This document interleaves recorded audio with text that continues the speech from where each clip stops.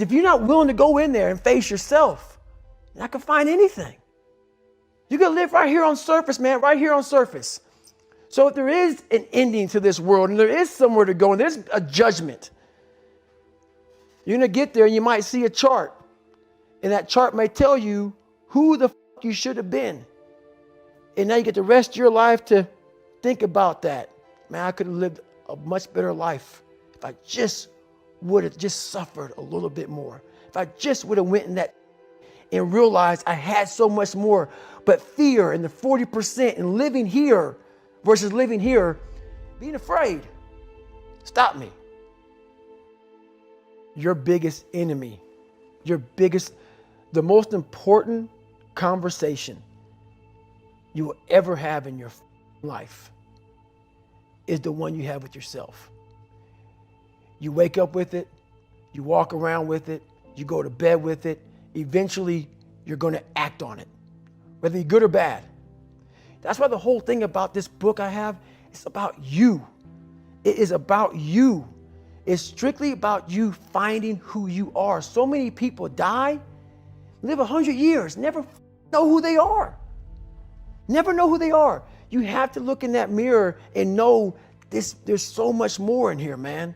Because I could literally right now be a 300-pound guy spraying for cockroaches still to this day if I did not look in that mirror and say, there has to be more to this.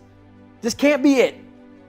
And then willing to go into it, dive deep into it, and give all I have to find it. So that's what all that's about. Mediocrity is everywhere right now. And we're all trying to find an easy way out. Let's say there's 10 people in this room and we're all mediocre. But I'm the best of the mediocre people. I now think I'm great. I'm great.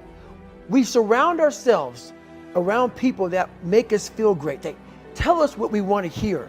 The second we put ourselves amongst the uncommon people, we don't like that feeling, that challenging feeling of that person who's waking up at 3:30 in the morning and say, hey, put your shit on, we're going for a run.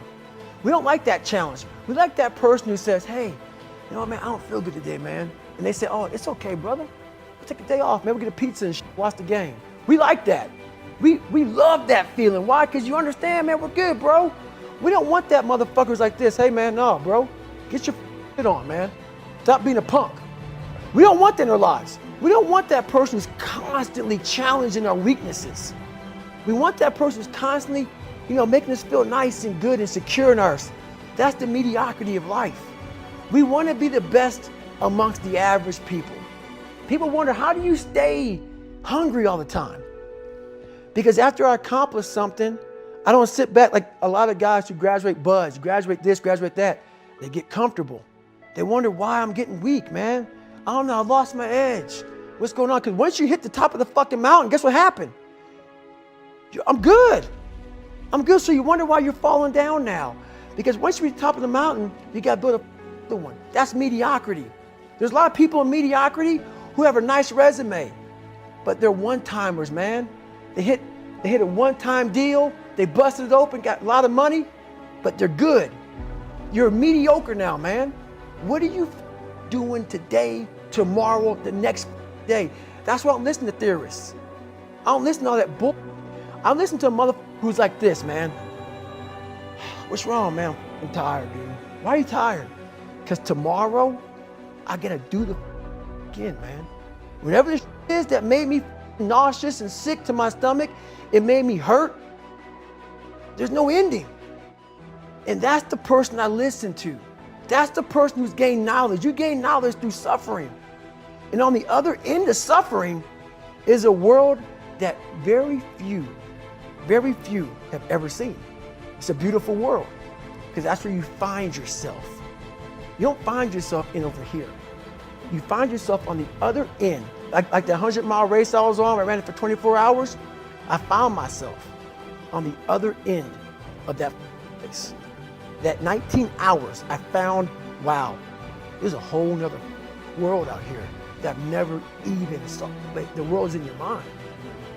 And that's what all that mediocrity is about. Mediocrity is contagious. The mind has the tactical advantage over you at all times. At all times of your life, The mind has a tactical advantage over you. Why is that? It knows what you're afraid of. It knows your insecurities. It knows your deep, dark lies. And it starts to push you away from that. It pushes you in a direction that is comfortable. The mind controls everything. We want the happy feeling. We don't want that feeling of this sucks. Why am I here? I started realizing that if in that moment you can answer those up questions and you are now in charge of your brain versus your brain ruling you.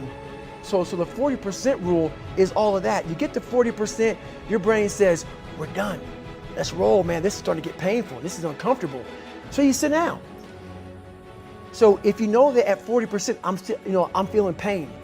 At 40%, I'm feeling pain. That's where the 40% rule kicks in. Now it starts. Okay, I'm feeling pain. My mind's saying all this to me. It's saying, get out of here, run, flee. The fight or flight kicks in. Okay, we're done. We're not good enough. It starts telling you all these things. You start to believe it because the mind controls all. This is the time where you have to gain control back of your mind. It's okay. Let me see if I can go 45%.